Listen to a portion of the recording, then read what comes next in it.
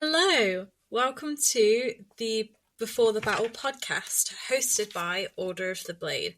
My name is Caden, and I am with Richard. who is the CEO of Order of the Blade. I'm very, very excited since this is our first ever episode. Really quite nervous though, I'm not going to lie.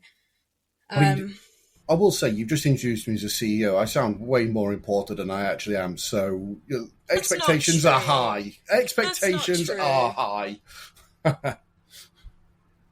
Okay. Yeah, tell us a bit about yourself. Oh, God, me. Yeah. God, no one wants to hear that. That's not what they're here for. That is literally what they're here for, Richard. Bugger. Right, okay, I've got to pretend to be cool. Right, hang on, how do I do this? No, so, yeah, I started the Order of the Blade really before the pandemic under a different name. But then the pandemic hit, and I thought, you know what? I kind of want to do this for, a job, because the jobs I were working were, what's the polite word? Not fun. So I just went, let's set this up as a proper martial arts school and see what I can make of it. And yeah, it appears to have gone slightly well. Slightly well, it's been running for 5 years. It's been running for 5 years. I mean, there's definitely clubs that have been going longer. Cannot make any claim to be going for a while. But, we've expanded pretty well. We've got a good instructor core. And yeah, I think a large element of luck has definitely played a part. But yeah, that's generally how the order's gone. Yeah, I've been doing martial arts for as long as I can remember. I mean, I think my earliest memories of martial arts are my mum and dad taking me to some taekwondo class back in near Doncaster, and just that was my first real taste. And then I think at university is where I really started getting into martial arts. Probably I was running like 3 or 4 at once, in between attempting to not fail an aeronautical engineering degree. I still joke I went to university for martial arts rather than engineering. But then that passion, that interest turned into very much trying to get involved in the martial arts in a professional way. First looked at things like mixed martial arts, but unfortunately with the size I am, that was not going to happen. Yeah, because you're 6'10", aren't you? Yeah, 6'10", and if I'm not on top peak of training, I'm resting about 155 kilos. So, yeah, not small. And when the upper limit is 121 for heavyweight, and barely anyone does any super heavyweight promotions, I was like, okay, there's not much to this for me. So the MMA thing really didn't pan out for me. Like, I'm still kind of upset about that one, because I really enjoyed it. I still would if I ever joined a gym, but most would just go, who the frig let this gorilla out of the cage? What is he doing here? But then very quickly, so the competition side for MMA wasn't really something I was enjoying. I wasn't able to access. So training was just for myself, which I was very tempted just to stick in it and go, no, I'm just going to become a coach. I'm just going to follow this track. But then, let's be blunt, I am a nerd. I can't help myself. I am a nerd. So things like swords, medieval culture, weapons, all absolutely fascinate the crap out of me. So really where we come to now, it's just like a synthesis of those two ends, where I like martial arts and I like weapons. So they've kind of gone together, and now it's a thing. It's a great thing. You've got so many nerds in your group. It's fucking wonderful to see, I'll be honest. Yeah, I've got more nerds than I actually know exist. Like, I've rocked up to the Derby chapter a couple of weeks ago, and I was just like, there are 3 or 4 people in this room who I didn't even know existed. It's so good how much it's expanded, though. But yeah, I mean, in 5 years, we've gone from like 1 or 2 groups with just me having to run around teach them, through to me operating 4, 5 times a week consistently without fail, to 8 chapters running with a team of like 20 instructors now at various levels. It's grown a lot, and it's somewhat terrifying. Yeah, but it's also wonderful to see. Right, we're going to go on to our main topic of the episode now. So, the main section, the episode of this topic, is what is Order of the Blade? How did you start? What happened? What pushed you to start this as a career rather than just a hobby? Oh, God, there are so many questions in that. So, I mean, Good let's luck. start with what... Yeah, thanks. Thank you so much, Caden. So let's start with what the Order of Blade is. It is primarily a historic martial combat group. The idea with it is we study not just historical fencing, but we look at things like the archery side, the battlefield perspective of historical combat. So it is really just an umbrella for all of those things to take place within. Obviously, a lot of our operations right now focus on historical fencing because it is one of the hottest things moving at the moment. There's a lot of people interested and more people coming into playing with swords as a thing that isn't locked behind more archaic traditions in things like kendo, where you have your belts and you have your gradings and all the rest of it. You're still good at what it does, but it's not the easiest to access for a lot of people. Traditional martial arts structures is sort of where I started, really trying to figure out how do I make a swordplay syllabus work, because that's what I'd known for 15, 20 years at that point. I'd known martial arts structures of all variations. So when I made the Order Blade, really I wanted it to be a broad church of weapons-based combat. So what separates it from HEMA then? Instead of using the term HEMA, you're using HMC. So, I mean, there are elements of people that train with us who do see what they do as HEMA. Personally, for me, there are two. So historical European martial arts, for those that are not necessarily aware.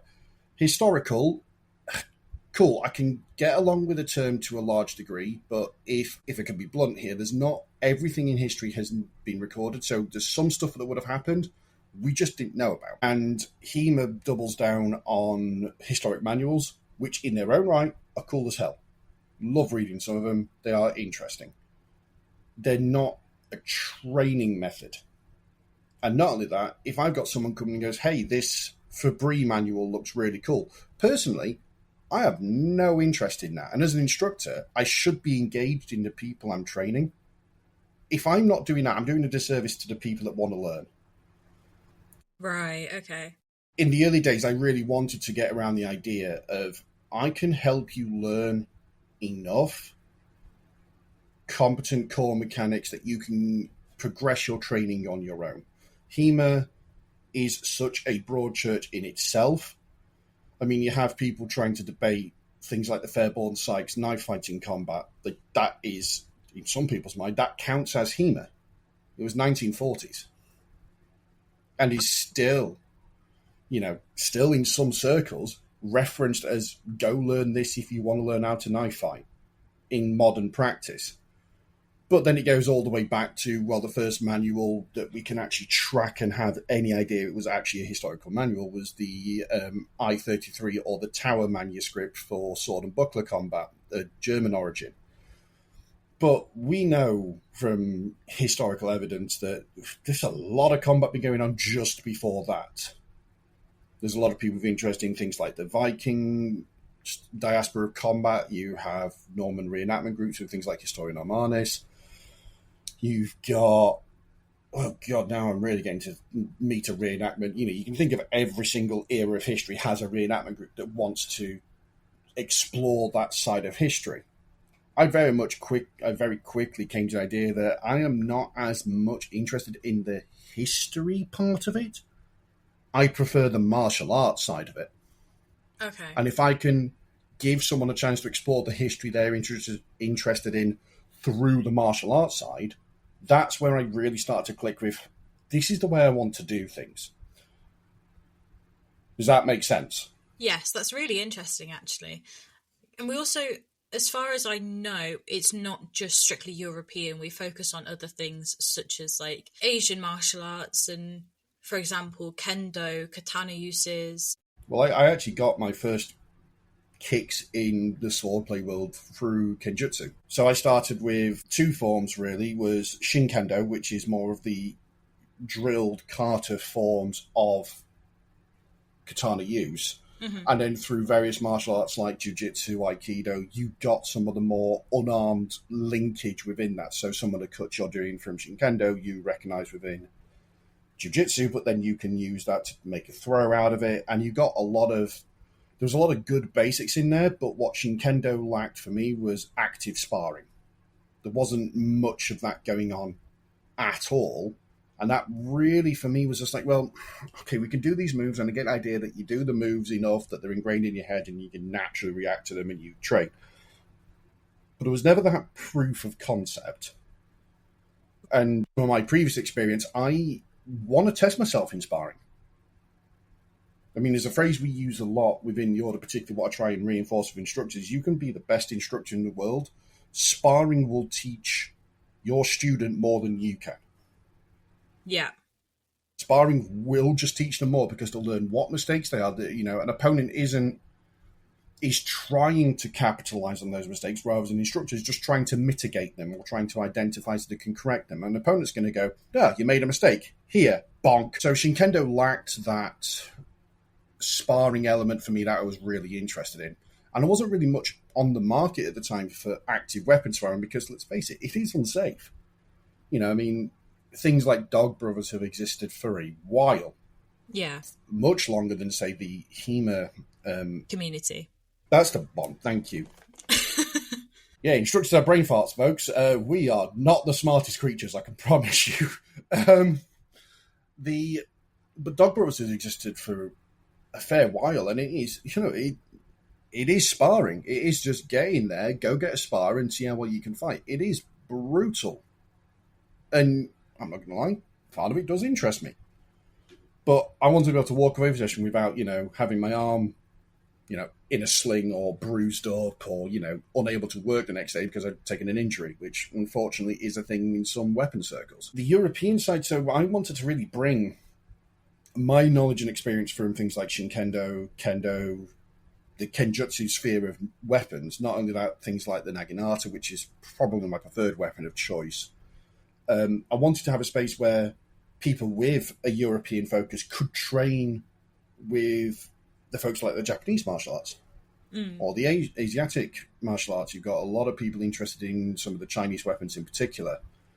And for us to go, we can have a place where all of those can have a chat, train safely, and get a lot of value out of it. That, for me, was really interesting. And, we're an organization now that's like 250 people training. I cannot begin to get in the headset of every single person's interest. I'm me. I have my interest. Other people have other interests. I can't get everyone on the same page and go, this is what we're doing and this is what we're interested in. It would be limiting. And that's something I'm really not a fan of in terms of what martial arts can be and, from my perspective, should be. That's really, really cool. That's really, really interesting. One thing I wanted to talk about, since we have so many members and we put on so many events now, what do you do to set up for big events that we call musters and stuff like that? How do you bring guest instructors in? So, I'll answer that in two parts. In terms of guest instructors, it is mostly just seeing who's out there. Seeing who's out there, if I happen to meet someone and I think they're cool, I'll chuck them a spot. For a lot of people, I offer a fair rate for what the musters are. I'll pay you to come and do a 45-minute slot. I'll pay you travel, make sure your assistant who comes in has, a free ticket for the event as well. I try and make it as professional as I can. Because for a lot of people, this has been a hobby that's turned into something that they just do a lot of. A lot of instructors, particularly within what we understand as HEMA, are hobbyists. And there's nothing wrong with that. Most martial arts run on this sort of model where, people put in their own time, they invest their own time to make a martial art grow. For me, I just wanted to go, well, I have the audacity to charge people money to teach them swordplay. I should kind of be giving that back to guest instructors. So I just go, who's doing cool stuff? Who is being talked about within my Discord? Who's catching interest? And I'll just get them along. It's so nice to have the guest instructors as well, because I've been a part of the musters as working and taking videos and stuff for everyone, and I always have a lot of fun at those events. I always have so much fun. and I get to talk to everyone that I don't usually get to talk to because of distance or travel or anything like that. And having the guest instructors there as well is really, really interesting to see different people's points of view on certain topics and certain themes in HEMAT and HMC. No, precisely. I mean, I'll take the most recent one with David Dixon from the Exiles. Absolutely great instructor. Like, his lesson was really well done. But we ended up having a 45-minute chat after the seminar, just comparing the similarities between more of the Kenjutsu swordplay and Fiore's swordplay, and go, there's a lot of similarities to the point where only a couple of things are really different. And it was really interesting to actually dive into detail with somebody who is that knowledgeable about their subject matter. So it is a chance from, those people to get that experience, because, there are some people who don't get to do like teach outside of, your standard class size, whereas the muster can be 50 people strong. It's a lot of people. Do you prefer having specialists in their field come and teach, or do you just prefer having cool people come and teach? Because there is, as much as they can still be specialists and cool people, there is a very big difference between being an absolute perfect specialist in your topic, because as much as instructors are great, we're not perfect. No one's perfect. You know what I mean? Instructors aren't perfect. So they're going to have a specialist, and it's really important for them. And it's so cool to see other people have interest in certain things. Do you prefer having that kind of specific input on guest seminars and stuff like that? So there's always an interesting one, because there are people who are just cool as hell and have so much knowledge. I just want you to just divulge knowledge on a page and just splash it all over for me, because, God, that's interesting to look at. But that is because I am a martial nerd, and that's where I find my interest. But you're right, that, sometimes there are people who are specialists in particular weapons. And if I know, say, my Discord has been active and going, hey, I'm really interested in this weapon, I'll go find someone at that weapon and just go, hey, look, this has been talked about. Do you mind coming down doing a session? Because I know you're good at it. So there's a balance of both. I mean, there is sometimes a case of, somebody's just cool enough to platform, and I think, great, you're awesome. I mean, one for me is Dan Smith of Swordpunk. He came along and did an absolutely brilliant seminar on Mutieren and Duplieren from the German School of Longsword. Absolutely brilliant seminar, but you pick his brains for more than 5 minutes and you go, oh my God, this is an absolute well of information, and I am here for it. But then you have, as I said, David Dixon, as a really recent example, has a fantastic knowledge of Fiore, a very detailed knowledge, which allow me to really go into detail with, and really pick apart the components. Not only that, you delivered a great session. Both were great sessions in their own right, but for completely different reasons.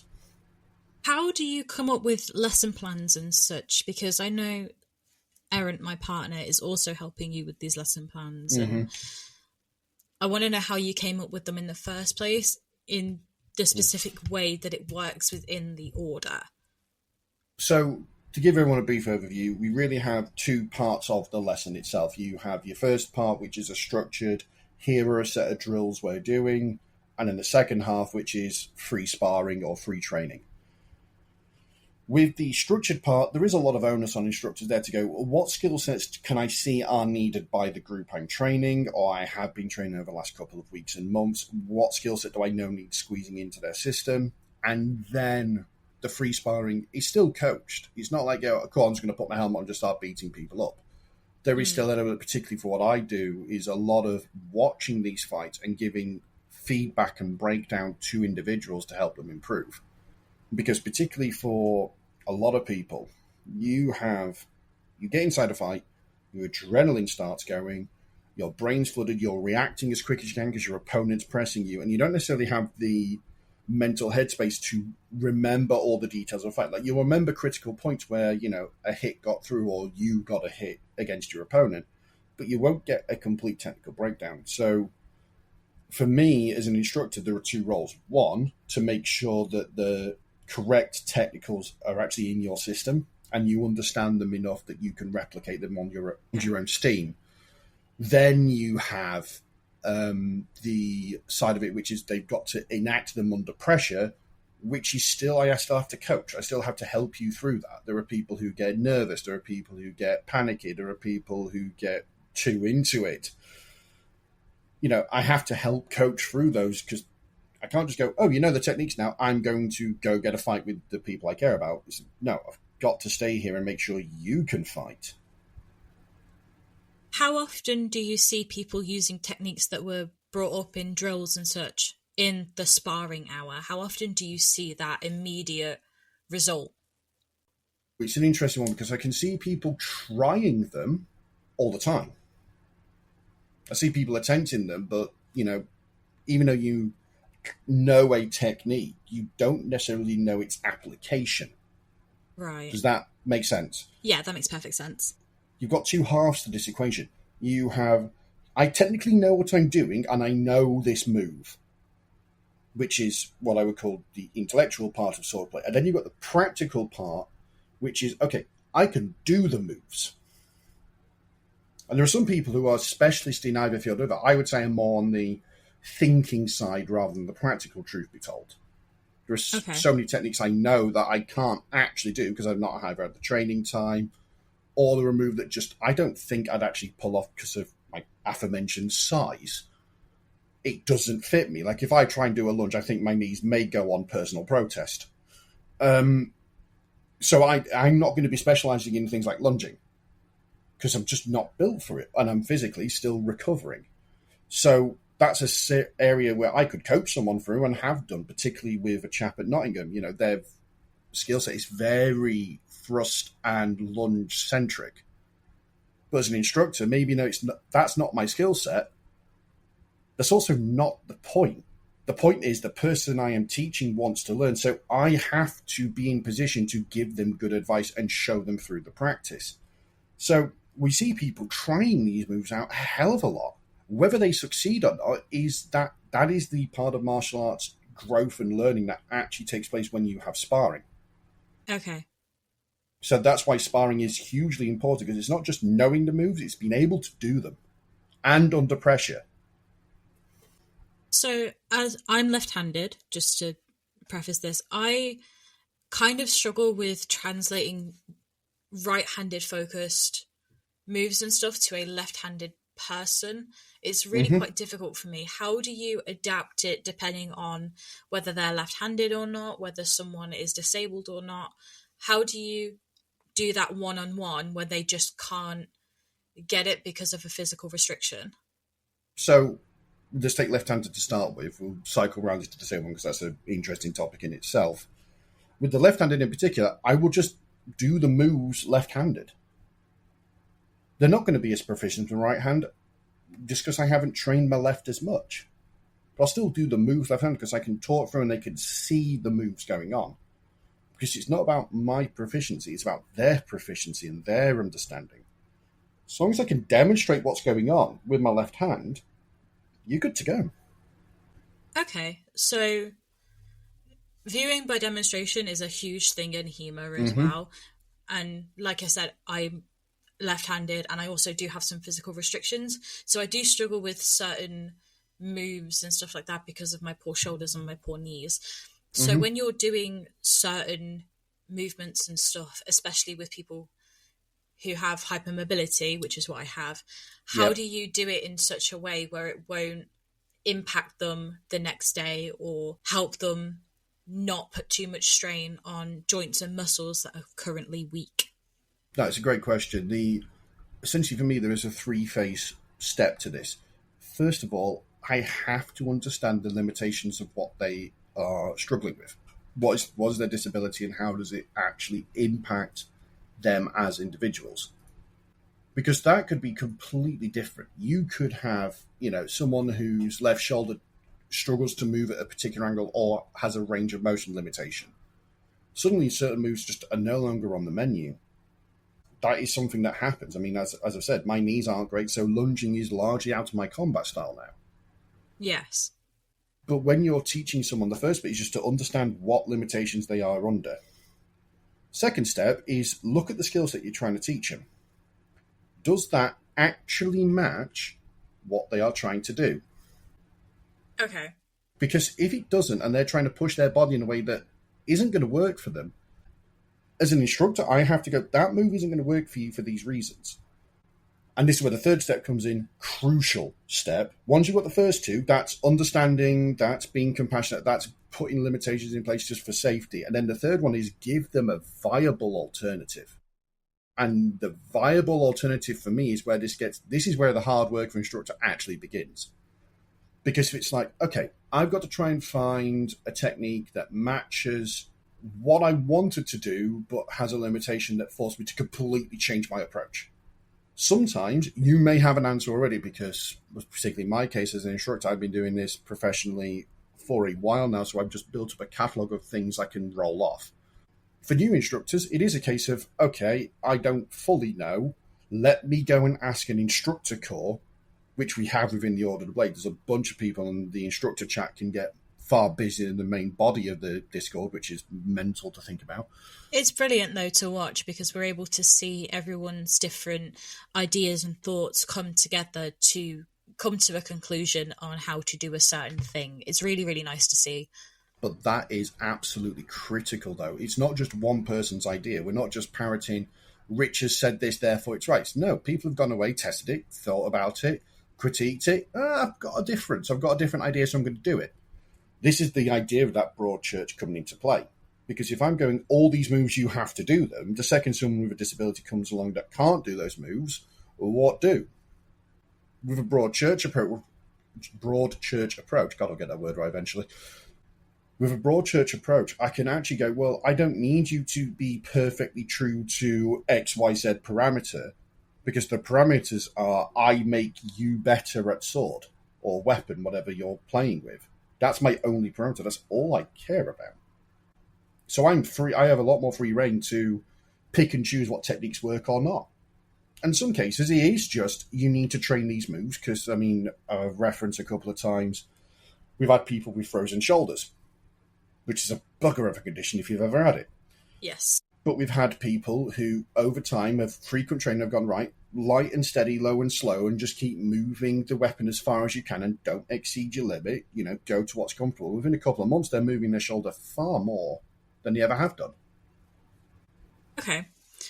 How do you deal with completely unique weapons as well? Because we have some absolutely insane weapons in the Order of the Blade. We have a bat'leth. Yeah. And a trident. How do you adapt? It's the same person. It's Ross. I love the guy, but God, Ross, you throw some absolute curveballs my way. How do you adapt different lessons to accommodate those weapons? Because as much as a trident could just be classed as a polearm, there's also a bunch of other mechanics and stuff that go into it as well. For example, the prongs and how you can maneuver the prongs in a way that benefits you. How do you adapt lessons to deal with those really out-of-pocket weapons? So I think this is where a bit of discussion about the teaching theory and what the limits of those teaching lessons actually are there for will actually highlight some of this rationale. Not every lesson is complete. Once, let's say I'm teaching you a move. Yes. Once I have taught you that move is now yours to play with as you will. There is no, from my perspective, seeing a range of martial arts, there is no axiomatic truth of what a technique is. It doesn't exist, not in my book. There are adaptations, and these happen for different reasons. There could be reasons of you've got a different weapon in your hand, your opponent's done a slightly different move. Or they could be personal, size, psychology, intent, preferences.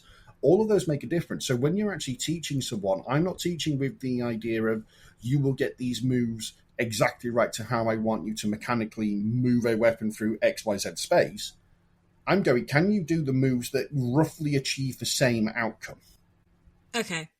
So there is a lot more freedom in how you achieve a thing because it's the end result that matters.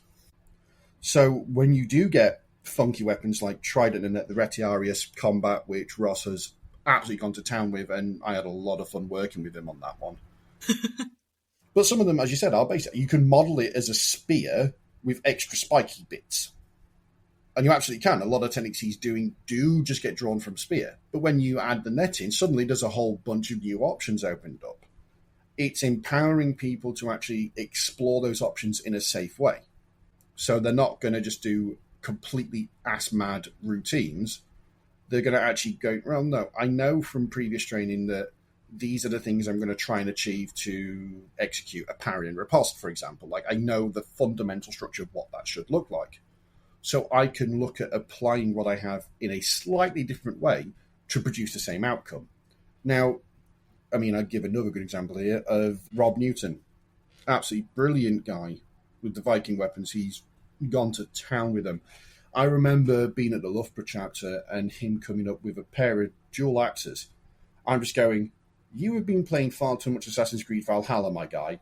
I get you've got an archetype. I get you rock it. It's cool, but I've got a longsword and I'm not sure this is going to work as well as you think it did. Yeah, I think about 15 minutes later, I was sat on my arse just going, how the hell did I get my ass handed to me that badly? Because it's about empowering people to make choices that benefit them. Yeah. And there is no way me as one person is going to be able to encompass all of that data. I'm learning. I've learned a lot more since I've started teaching about the way the differences in people, how that presents in combat. Even as far as, is somebody naturally more aggressive? Is someone naturally more defensive? Is someone more cautious? Is someone willing to take risks? All these are different things which massively affect how martial arts gets practiced. So when you get weird weapons thrown in a thing, it's just another parameter. Okay. Which your techniques account for. When I'm talking techniques as well, I'm not talking these precise moves. I'm talking about concepts. So if we have, let's take a parry riposte, like, thrust comes in, I turn the blade to one side and I'm going to bring my point online and drive it while I've displaced yours. Yes. That is a concept of a parry. How that executes between different weapons is going to depend on the weapons. And nicely, as a mixed weapon system is what we have with the Order of the Blade, I could be fighting anything. So I could have a rapier in my hands and I could, turn it offside ever so slightly. But if it's a big old spear I'm against, it's going to have a lot more base control than I know what to deal with or feel comfortable doing a softer parry if it was rapier on rapier combat. I can now face a spear which has completely different parameters, so my technique changes. Okay. So there is a lot of figuring out on the fly. There's a lot of adaptation that has to take place, but that has to be understood at the level of the combatant, not the instructor. As an instructor can sit there and go, well, obviously, I can see from the outside that you're facing someone with a heavier control base, you probably aren't going to go away with soft parries. But if you're, as the combatant in the moment, can't see that, can't adapt to it, you're going to lose. So my job as an instructor isn't to spot all the variables and pretend to be the most intelligent thing in the room. I'm a Yorkshireman. There's no chance of that happening. But it's my job to empower the individual to recognize that and begin to adapt. It's a really interesting perspective as a student listening to an instructor and how they see, how they teach and how we view it as students. It's really, really quite cool to see the difference between the mindsets and the perspectives and stuff like that. Especially, I'm quite a new student and you've been doing it for so long. It's nice to see that there are different adaptations and ways to teach people with physical restrictions and weapon sets and all sorts. It's really, really cool to see. I mean, let's face it. I mean, there's a common trope that's always pulled out if applied to different strokes for different folks. Like, that is a thing. That doesn't stop being a thing just because we've got martial arts in the room. It is still the same thing. You're a different person with different physical capacities, different physical limits, different mental capacities, different mental limits, different interests. Because I can show, here's a technique that will absolutely work for you, but if you show zero interest in doing it, it ain't going to work. And as an instructor, I have to be as reactive to your interest as I have to be with your physical capacity. Your interest matters. It's really good to hear. We are going to take a break and we will come back and do a Q&A.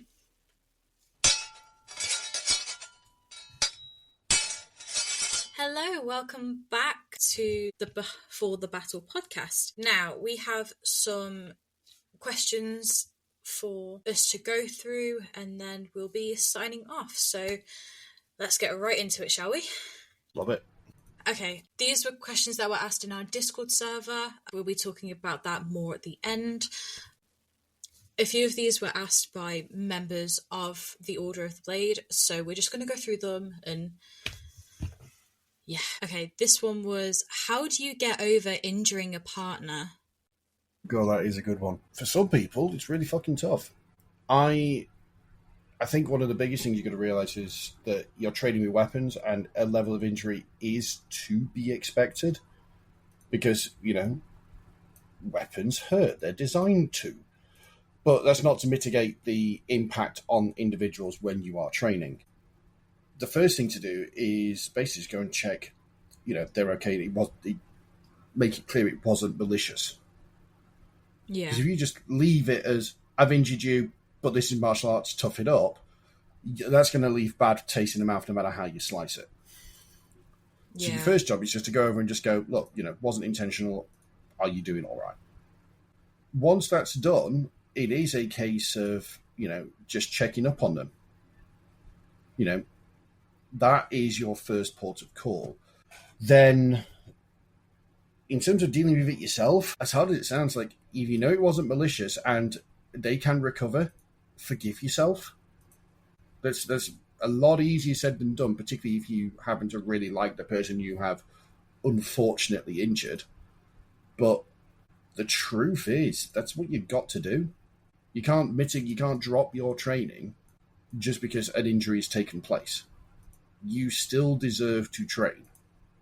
So as long as the clearly wasn't malicious, and so long as you can, you've checked in with them at all times and gone, hey, is everything okay? Just checking in. As long as you've done that, there should be no lingering guilt and you can just continue training. At some point, you are going to get injured yourself because someone made an error or someone, hasn't taken care properly when they are training. That is unfortunately a thing that will eventually happen when you deal with weapons in the room.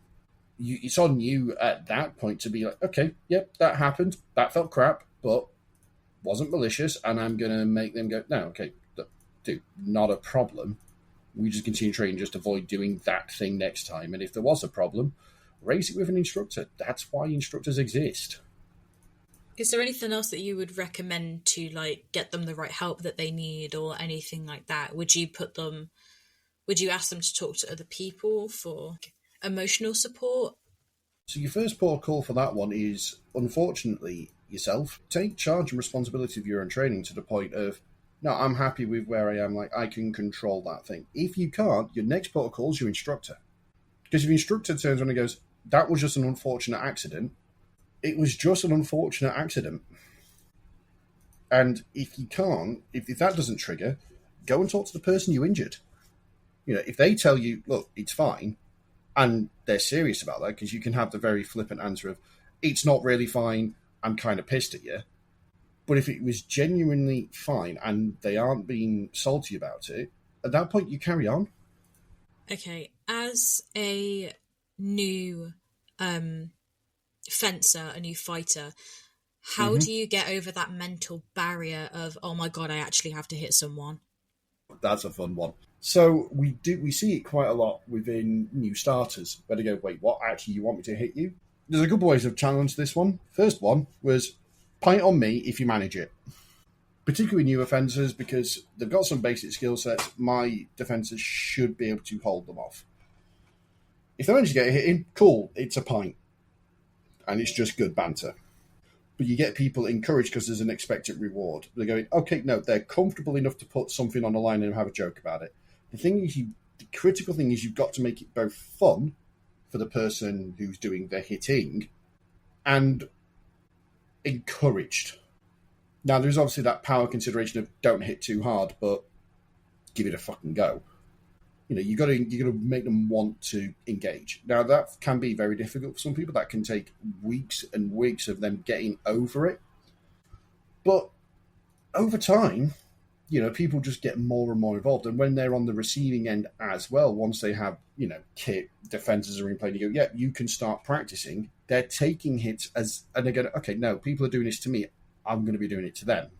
And it's that adaptation to training, which can take some time.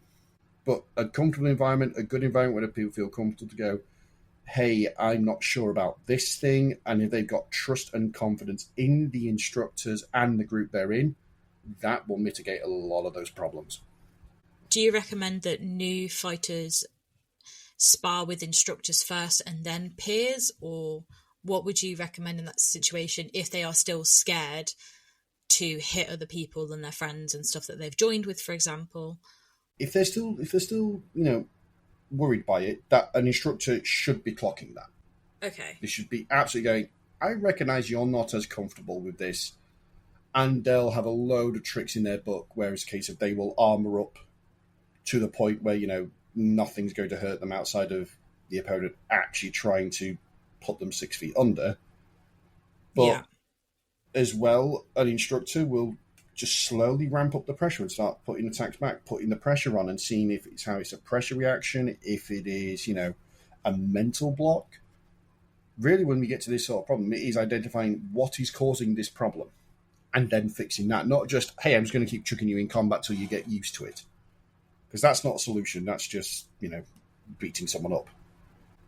So it is a large part of understand what the problem is, then fix it. Okay. Which is very much instructor's job. How do you assess your own skill set in a fair but realistic way? Oh, God, are we really going to talk self-deprecation? Jesus, okay, we got to that part of the podcast. Right, in all fairness, there's a lot to unpack here. I am terrible at this. Straight up, I am crap at this. So all the advice you're about to hear is me going, just imagine I'm holding up a mirror and the mirror is going, you can listen to your own words. Just imagine that's going on as I'm saying this. So for anyone who actually knows me, this is what's going to happen, all right? I'm aware, don't DM me, don't at me. Cool. Prefaced all of this. Right, what was the question again? Now I've done that throat clearing. How do you assess your own skill set in a fair but realistic way? Right, yeah, okay. There are two main ways for me, is you judge it technique by technique. So you take a technique that you want as part of your system and go, am I getting that off quicker? Does it feel more comfortable? Am I strained as much doing that technique? There are a load of different little metrics you can put in place, and a slight improvement in any one of those is improvement in technique. Okay. There is, another good saying, comparison is the thief of joy. If you are comparing yourself to other people, but that person has more disposable time, can hit the gym consistently, can eat healthily, get some good sleep, but you're working 2 jobs and you're running off ready meals and caffeine and spite, one of you is going to perform better. That's just physiologically a thing. So I cannot compare myself to a person who has better conditions than I do. That's not fair on yourself. You can only judge it by your own performance. And if you can walk away and go, okay, yeah, I didn't do well there. And that is going to happen at some point in your martial art career, not just fencing, but martial arts in general. You are going to get a time where you just do crap. And it is just taking that step back and go, okay, but why? Because just beating yourself up ain't going to work. It's okay, what about that wasn't great? Not everyone is going to be a top-ranked fencer. It's not possible. There's only one space at the top. There's plenty of space underneath for people training to get to that point. So there are some days you're going to do crap. There are some days you're going to do great. It is just taking that overall approach and going, rather than the play-by-play, judge it over months. Over that month, are you improving? I'll take my condition right now. Let's go straight for it. I actually put myself in the frame on this one. I'm only just returning to training seriously. I didn't necessarily judge. I had a fight on Wednesday night with Just Arming Sword. I haven't used Just Arming Sword on its own in a while. And I felt particularly sluggish. I thought, okay, really struggling on the knees there. I wasn't feeling as fast with my movements. But then other people were saying, no, you looked quick. The biggest thing you got to remember, and the hardest thing to remember, is you are your own worst critic. If you care enough about your technique, you're your own worst critic. So you've actually got to allow other people to have their opinion and for it to be valid. It doesn't have to be completely true, but it's true from their perspective. So particularly Wednesday, I didn't feel like I was particularly quick. I felt like I was gassing out really fast. I didn't feel like I was putting enough pressure into my opponent. I felt more reactive, and I was like, I'm not happy with that completely. But when my opponent comes across and goes, yeah, holy crap, that was good, I got to take that as a win. Okay, so would you recommend asking for people to spot your fight, to watch it, and then give you feedback based on fights and stuff? If that would be useful to you, yes. It is not useful for everyone. Now, I am probably the worst critic for this one. I do not necessarily do well with people trying to judge my fights and then trying to give me feedback, because I have a good record in my head of things I'm doing well, things I'm doing wrong. I have a pretty good internal sense of what's happening. I'm just a self-deprecating bugger and don't necessarily listen to the good parts of that internal track. But if for someone who absolutely does benefit from people going, hey, can you give me some eyes on this fight? Absolutely. If you're in a headspace and a mental space to actually take that on board, get people to watch it. If you can't, get a camera, record your own stuff. It is the most unflattering thing in the world to watch your own fights, because you will know where your headspace was at every movement. You'll remember it, and you'll see the errors. And it is now on you just go, okay, over time, I'm going to correct those things. I have had notebooks upon notebooks filled to the brim with my own errors. And even months later, I'm spotting the same error crop up. But I've got a track of that. So I know, okay, that's the next thing I'm going to work on. If you don't have that track and measure, you can't improve. You can't get over that. I was actually just about to ask if it would be better if you are the person that like self-analyzes better than having other people analyze your fights. I was actually about to ask if it would be better to record your own fights and watch them back, because I know that helps a lot of people. Yep, it is a huge training tool which the modern world has absolutely benefited us with. If we're talking in the bad old days of swordplay, you didn't have that. No. Now we do. Martial arts now has that ability to watch in real time and hyper-analyze every little detail. And if you can, I would sit there. I still write in notebooks because I'm just archaic. You hand me a tablet, I'm like, the chuff is this? But it makes no sense to me. I'm a notebook and pen guy. But I will sit there with a notebook and pen and scribble down everything I noticed that went wrong in my spars. And it is an unflattering book to read. Another great thing as well is being able to slow down your own fights and watch them in like 0.5 speed or 0.7 speed, because then you can watch it back and really pick out every little detail if you want to. Not that it's a good thing if you're really like nitpicking your own work, but you've also got to pair that, I think, with the idea that you aren't superhuman. If you're watching things at that sort of granular speed, what is your base reaction time? Do you know it? Because if an action is happening within 0.2 seconds, there's a large chance that you are not reacting to that. Okay. So you can't punish yourself if you can't physically react to that. There are problems you'll have made in setup earlier, but when you are watching stuff back, it's not just count the hit, it's analyze how that hit was generated. Because the opponent generating a hit precludes the idea that they saw the opening, they had the setup, they had the advantage, and then they acted.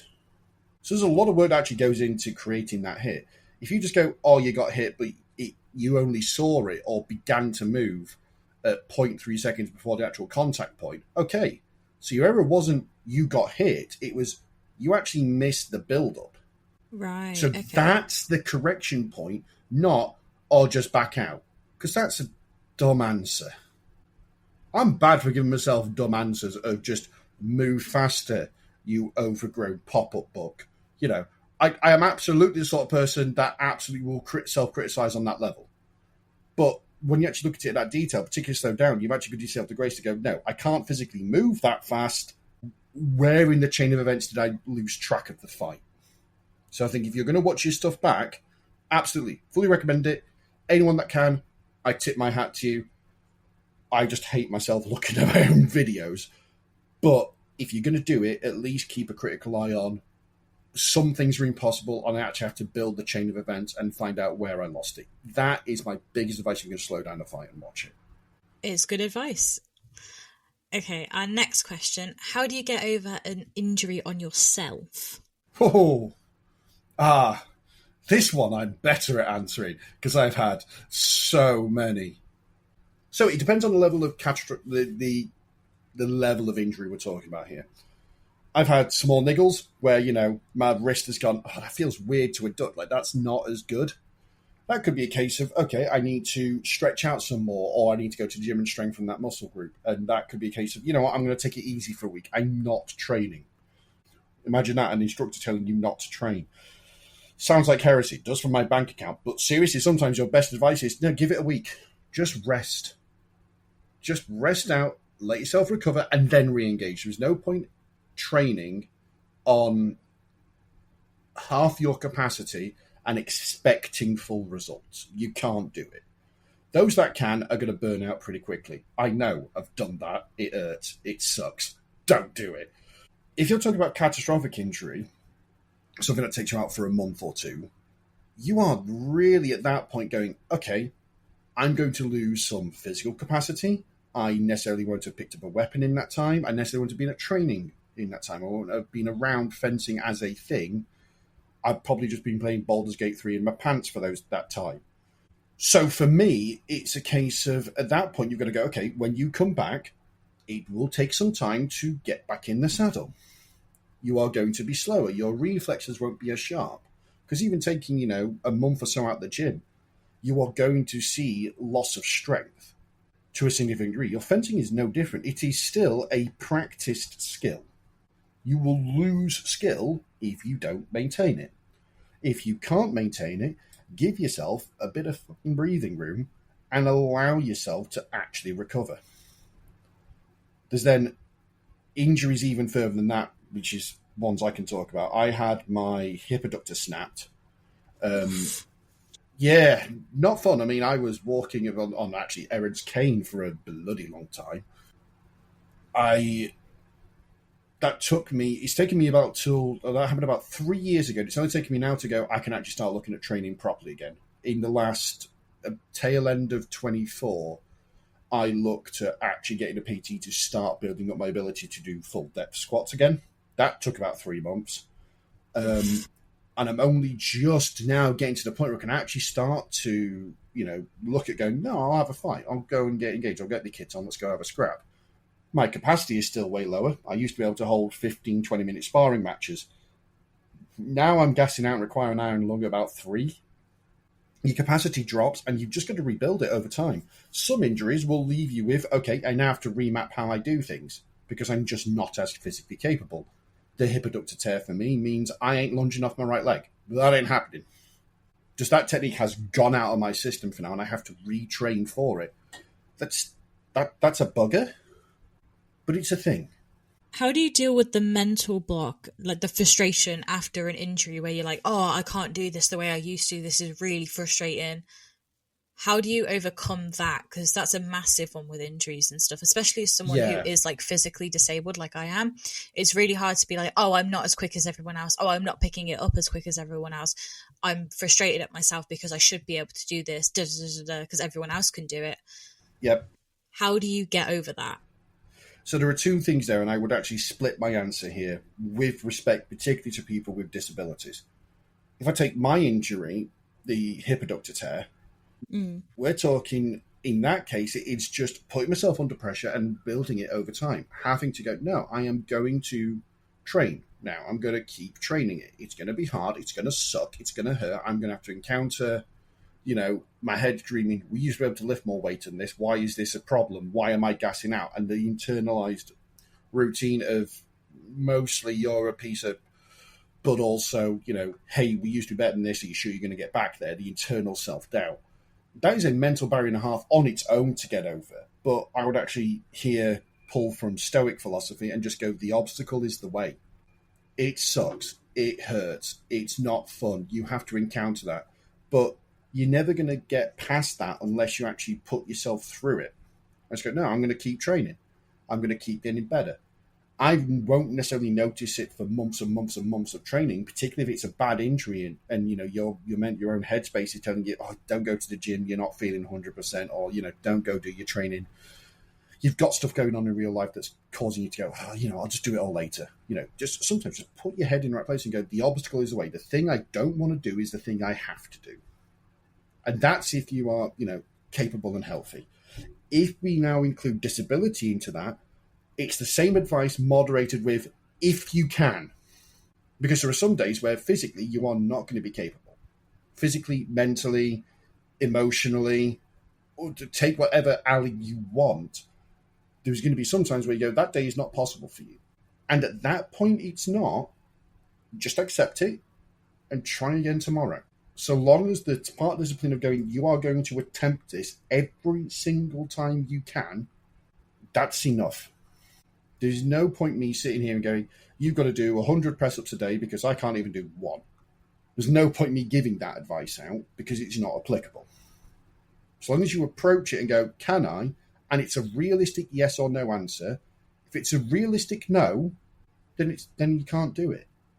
You either look for something lighter or you give yourself some grace and rest. If you can, then lock your head in and get on with it. Get through that. It's really, really good advice. Thank you so much. Okay, here's a little fun question that we've got.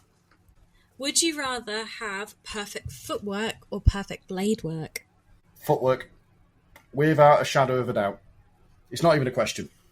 I'll go into a bit more detail because that was the short answer. The long answer is footwork said 3 times and louder. No, the God's honest answer here is with blade work, blade work will always be dependent on what your opponent's doing, what openings are created. There's always going to be some variable in there that means what blade work is appropriate is as much a mental game and an understanding game as it is your actual physical expression of swordplay. Footwork is about maintaining your balance and control and being able to attack, retreat, move at will. Unless we're talking about grappling, pins, throws, lockdowns, footwork is yours. I would rather have perfect footwork so I could move where and when I wanted to and fight and pick my fights rather than have perfect blade work but go, no, I'm locked into this. And if you're locked into a fight and you can't win it, there's no amount of blade work that's going to help you. Because some opponents will just find a gap. Some weapon combinations will just put you at a disadvantage. I'd rather have perfect footwork and go, I don't want that fight, I'm out. Or I want that fight, I'm in. Give me footwork every day of the week.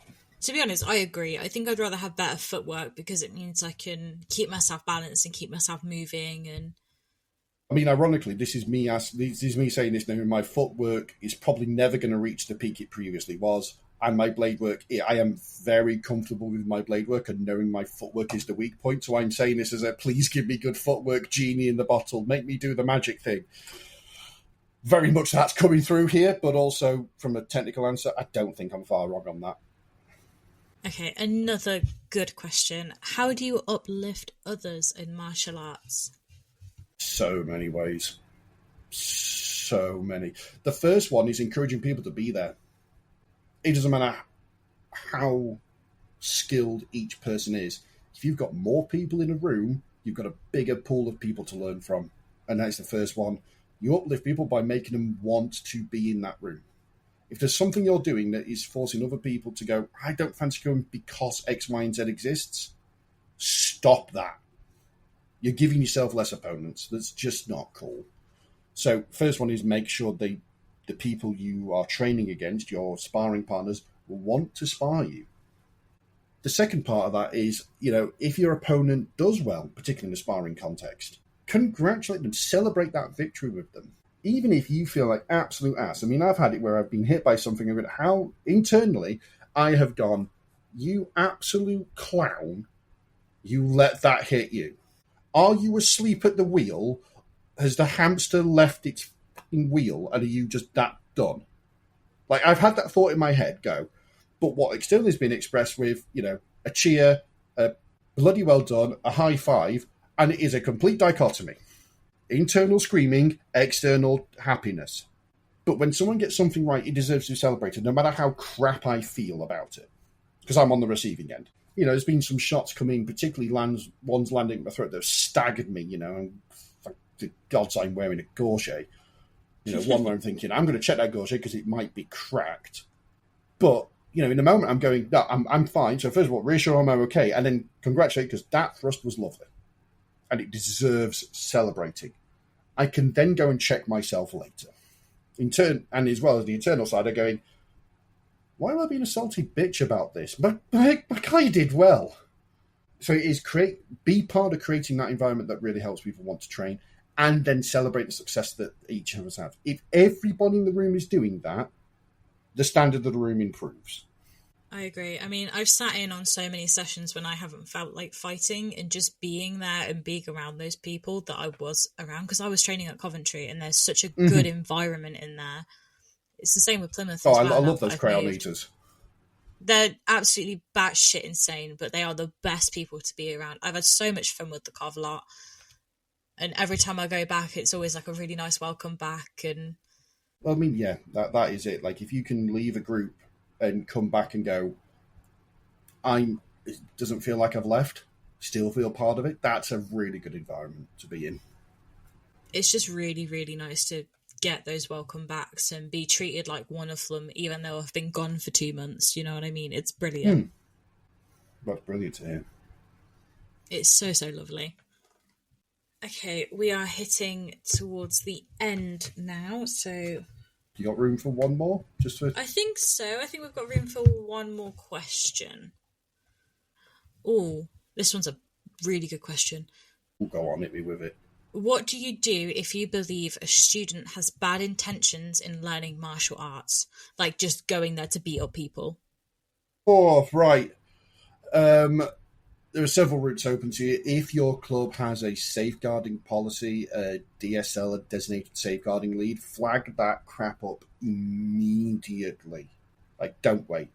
The DSL will be able to link in with local services and get details to them and go, hey, look, this thing's weird. If it's that bad, your DSL is a point of call. Also, police. Just services going, I'm not sure about this, I feel unsafe. Because if you feel unsafe, that's not a training environment. You're at risk.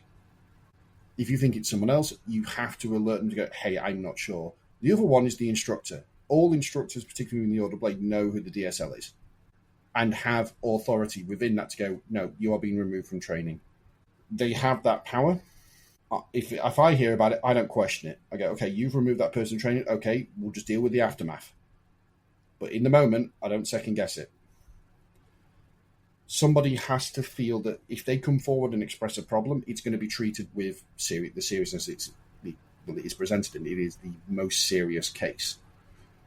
Okay. What if it's someone in like a position of power? What if an instructor, for example, is creating a poor environment? So that's where I'm glad that I am largely as removed as I am from essentially the normal block of teaching, because I'm always contactable. But as well, the DSL is a separate position to instruction. So that is someone who will handle all of these concerns. And if it's not the DSL, I'm also DSL qualified. So one of us could take the role. It's very unlikely both of us are the problem. But even if there is, BMABA is the port of call. Also, our membership body has a safeguarding protocol in place. Should that be a case of it's an instructor, it's one of us. All of our DSL complaints will get forwarded on to BMABA and detailed and talked through and resolved. Okay, I think that's all we've got time for today. So we're going to wrap up the episode. Where can we find the Order of the Blade? What are our socials? And so we have Facebook, Instagram. We've also got a pretty active Discord community. I say pretty active. It's very active Discord community. As we're recording this, it's still going. I've muted it because I get distracted with that thing. I love them for it. The bastards.